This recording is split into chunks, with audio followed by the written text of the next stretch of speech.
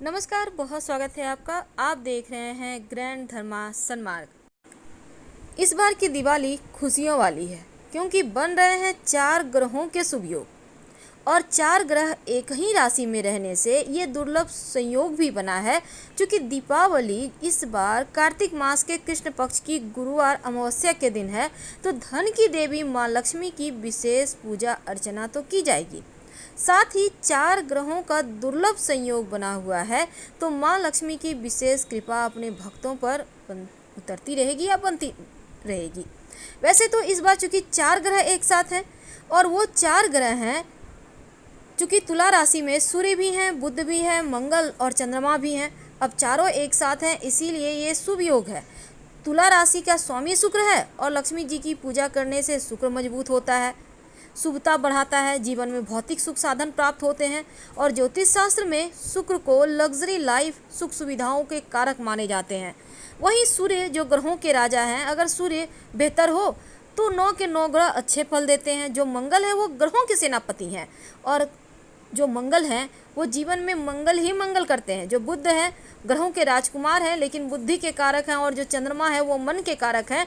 तो सूर्य पिता तो चंद्रमा को माता का कारक माना जाता है। तो इस बार की दिवाली खुशियों वाली है क्योंकि बहुत ही दुर्लभ संयोग में आया है, और इस दिन आप पूजा पाठ करके फ़ायदा तो उठाएंगे, लेकिन गुरुवार के दिन आप ऐसा क्या काम करें कि जीवन में खुशियाँ ज़्यादा बरसे।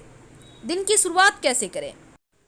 गुरुवार का दिन देवगुरु बृहस्पति का दिन है, और इस दिन श्री हरि को विशेष तरीके से अगर मनाया जाए, कुछ प्रयोग किए जाएं, कुछ नियम का पालन किया जाए, तो मान्यता है कि श्री हरि की कृपा पाना आसान हो जाता है। जब आप गुरुवार के दिन पूजा अर्चना करते हैं तो कुछ बातों का विशेष ध्यान रखिए। जैसे कि गुरुवार के दिन आप झाड़ू तो लगवा सकते हैं, पर पोछा नहीं लगवाना चाहिए। और उसके पीछे धार्मिक कारण ये है कि जीव हत्या ना हो पोछा लगाने से। और झाड़ू लगाने से क्या होता है ना, आप कीड़े मकोड़े के आपने बाहर कर हटा दिया, लेकिन पोछे में क्या होता है, पानी के सहारे वो चिपकेगा, फिर वो बेकार मर जाएगा। तो दोषों से मुक्ति पाने के लिए अब मान लेते हैं बहुत इमरजेंसी है, या फिर आप भूल गए थे पोछा लगा दिए, तब एक बर्तन में पानी ले लें, उसमें 1 चुटकी हल्दी डाल दें और पूरे घर में छिड़काव करें, और मुख्य दरवाजे पर भी छिड़क दें, दोषों से मुक्ति मिल जाएगी।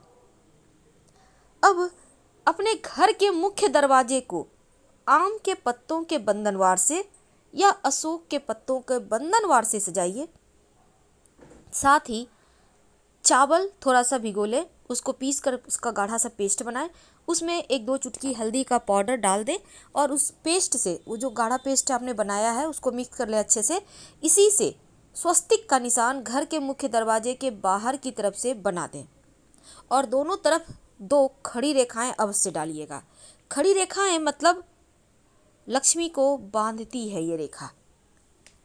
इसके बाद जब आप पूरे घर की सफाई करवा लें, तब सफाई करवाने के बाद आपको पानी का छिड़काव करना है, और एक छोटा सा प्रयोग करें। एक बर्तन में अपने घर से जैसे आप बाहर निकलिएगा तो आपका जो दाहिना हाथ साइड जगह, दाहिने साइड याद रखिए, घर के अंदर ही ये प्रयोग करना है, लेकिन घर से बाहर निकलने की तरफ जो दाहिना हाथ साइड होगा, उस साइड एक बर्तन में पानी रखें। संभव हो तो कुछ फूलों की पंखुड़ी रख दें, और इस पानी को अगले दिन उठाकर किसी पौधे में डाल दीजिएगा।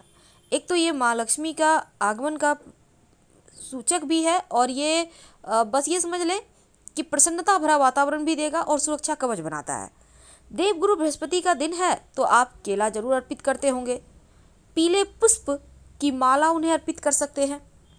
माँ लक्ष्मी को अगर एक बेलपत्र भी नियमित रूप से अर्पित करें, वैसे श्रीहरि को भी बेलपत्र अर्पित किया जाता है, तो धन की कमी कभी नहीं होती।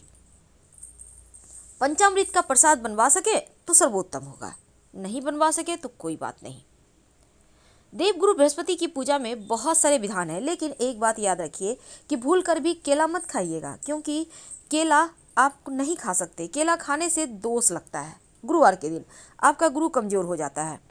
संभव हो तो केसर या फिर चंदन या फिर हल्दी का तिलक भगवान को लगाएं, और आपकी उंगली पर जो लगा रह गया उसी से खुद भी तिलक करें, और आप चाहे तो एक प्लेट में लेकर पूरे घर के लोगों को तिलक कर सकते हैं।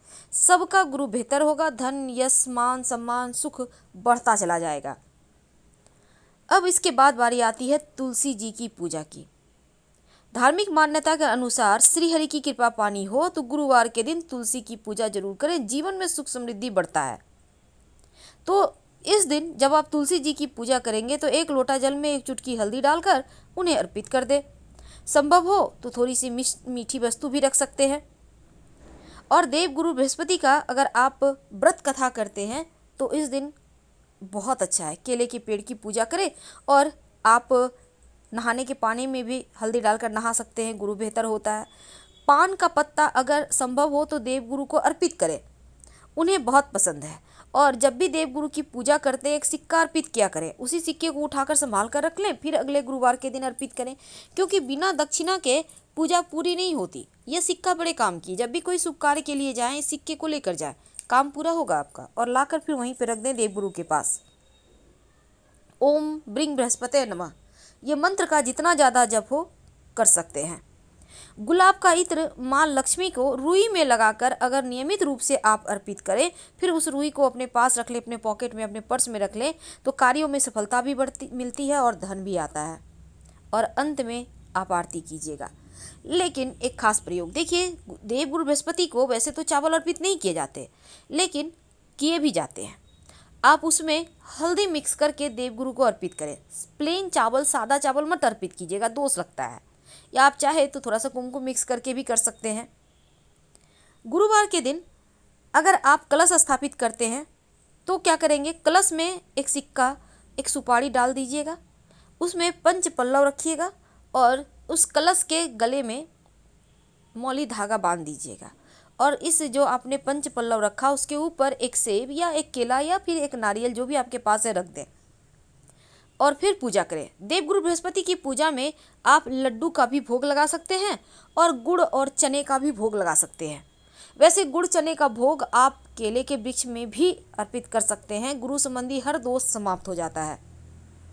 और जब धन की मुश्किलें जीवन में ज़्यादा परेशान करे तब एक छोटा सा प्रयोग कीजिएगा। देखिए, एक बात हमेशा ही याद रखिए, देवगुरु बृहस्पति का दिन है गुरुवार, तो कुछ ऐसी चीज़ें हैं जो भूलकर भी ग्रहण नहीं करना चाहिए। और उन चीज़ों में जैसे कि बैंगन है, लहसुन प्याज है, केला है, मसूर की दाल है, तो ये सभी चीज़ें मत खाइए। वैसे तो गुरुवार के दिन खिचड़ी भी नहीं खानी चाहिए, यानी कि चावल दाल तो खा सकते हैं पर खिचड़ी नहीं खाना है। तो छोटी छोटी चीज़ों की अगर आप ध्यान देते हैं तो देवगुरु बृहस्पति आपका मजबूत हो जाता है। अब आपके घर में कोई लड़की है, विवाह नहीं हो पा रहा, मुश्किलें हैं, तब उनको एक गुरुवार के दिन नहाने के पानी में एक चुटकी हल्दी डालकर उनसे कहें कि वो नहाएं और ओम ब्रिंग बृहस्पति नमः का जितना ज़्यादा हो जप करें। वैसे इस मंत्र का जप अपने वैवाहिक जीवन की मुश्किलों को समाप्त करने के लिए भी किया जा सकता है। देवगुरु बृहस्पति का दिन भले ही है देवगुरु बृहस्पतिवार, लेकिन इस दिन माँ लक्ष्मी की भी पूजा कीजिएगा। अकेले अकेले दोनों की पूजा ना करें वरना पूरा फल नहीं मिलेगा। बहुत लोग सिर्फ देवगुरु बृहस्पतिवार का कथा करते हैं, बृहस्पति देव का कथा करके उनकी पूजा कर लेते हैं, लक्ष्मी जी को भूल जाते हैं। ऐसा मत कीजिए, क्योंकि दोनों एक दूसरे के बिना अधूरे हैं। और अगर जीवन में ज़्यादा धन की मुश्किल हो तो पीपल के पेड़ में एक लोटा जल अर्पित कर दें और भगवान से, माँ लक्ष्मी से प्रार्थना करें कि आप हमारे साथ घर चलिए हमारे। और जब जल अर्पित करने जाइएगा तो लोटे में मीठी वस्तु भी डाल दीजिएगा जल में। ये तो थी सिंपल प्रयोग जो आप कर सकते हैं। और अगर विवाह में मुश्किलें आ रही है तो आप 11 गुरुवार का व्रत रख सकते हैं। गुरुवार के दिन पीले वस्त्र पहनें, पीली चीज़ों का सेवन करें, लेकिन केला ना खाएं, नाशपाती भी मत खाइएगा। वैसे अगर आप केला दान करते हैं तो अच्छा होता है, क्योंकि गुरुवार के दिन केला दान करने से बृहस्पति अगर दूषित है, दोष है, तो वो समाप्त हो जाते हैं। महा उपाय ये है कि अगर नौकरी व्यापार में बाधाएं हैं, आपका कुंडली में गुरु कमजोर है, तब देवगुरु बृहस्पति के मंदिर में केसर और चने की दाल का दान करना चाहिए।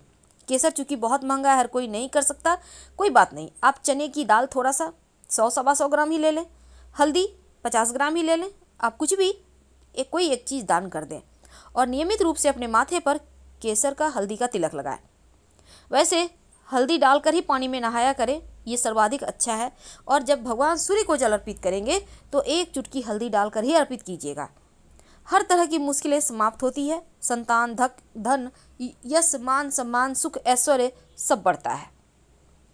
तो ये प्रयोग हैं गुरुवार के दिन करने के, जो आपके जीवन की सफलता के मार्ग खोलते हैं। बहुत सिंपल है। तो भगवान सत्यनारायण की कथा भी बृहस्पतिवार के दिन करवाया जाता है। अगर आप चाहते हैं करवाना, बहुत शुभ माना जाता है। तो पूर्णिमा तिथि, एकादशी तिथि और गुरुवार के दिन सत्यनारायण भगवान की कथा होती है। और गुरुवार के दिन भूल कर भी किसी को उधार मत दीजिएगा और ना ही किसी से लीजिएगा, नहीं तो आपका गुरु कमज़ोर हो जाएगा, आर्थिक तंगी आएगी। देवगुरु बृहस्पति का जो आपके घर में तस्वीर है, उनके माथे पर मोर पंख जरूर सजा दीजिएगा। मोर पंख सजा देने से जीवन में किसी तरह का भय नहीं रहता। धन, यश, मान, सम्मान, सुख बढ़ता चला जाता है। और नियमित रूप से अगर देवगुरु बृहस्पति को आप श्रीहरि का, अगर आपके घर में भगवान श्री कृष्ण हैं, तो तुलसी की मंजरी या फिर 2 तुलसी का पत्ता अर्पित करें। भगवान श्रीहरि के सामने एक दीपक जरूर जलाइए, उनका आशीर्वाद मिलता रहेगा। तो छोटे छोटे प्रयोग हैं जो जीवन की मुश्किलों को दूर करता है। लेकिन महिलाएं भूल कर भी गुरुवार के दिन बाल नहीं धोएंगी। और जब आप देवगुरु बृहस्पति के निमित्त कलश स्थापित करते हैं, जो आपने मौली धागा कलश में बांधा है, उस धागे को आप अपने बच्चे की कलाई में बांध सकते हैं, आप खुद भी धारण कर सकते हैं। ये सुरक्षा कवच है। 1 महीने के बाद चेंज कीजिएगा, पुराना वाला मिट्टी में दबा दीजिएगा। घर में बहुत परेशानी है, बहुत दरिद्रता है, याद रखिए नाखून भी मत काटिए, दाढ़ी मत बनवाइए, महिलाएं सर नहीं धोएंगी। और इस दिन जैसा कि हमने कहा, बहुत सारी चीज़ें ऐसी हैं जिसको नहीं खाना चाहिए, नहीं तो देवगुरु, आपका जो गुरु है, वो कमज़ोर हो जाता है। दीपावली की रात भगवान श्री गणेश के साथ माँ लक्ष्मी की पूजा होती है। और मान्यता है कि दिवाली शुभ मुहूर्त में पूजा अर्चना की जाए तो माँ लक्ष्मी प्रसन्न होती हैं और स्थिर होती हैं, और जीवन में धन धान्य की कमी कभी नहीं होती। अब कार्तिक मास के कृष्ण पक्ष की अमावस्या को ही दीपावली का त्यौहार मनाया जाता है। तो इस दिन कुछ राशियों पर विशेष कृपा भी बरसेंगी, जैसे कि वृषभ राशि, कर्क राशि, तुला राशि, धनु राशि। इन 4 राशियों पर माँ लक्ष्मी की विशेष कृपा बरसेगी। और बाकी की राशियाँ ठीक है, पर ये 4 राशि सबसे ज़्यादा लकी रहेंगी। हालांकि माँ की पूजा करें। हम आपसे विदा लेते हैं, फिर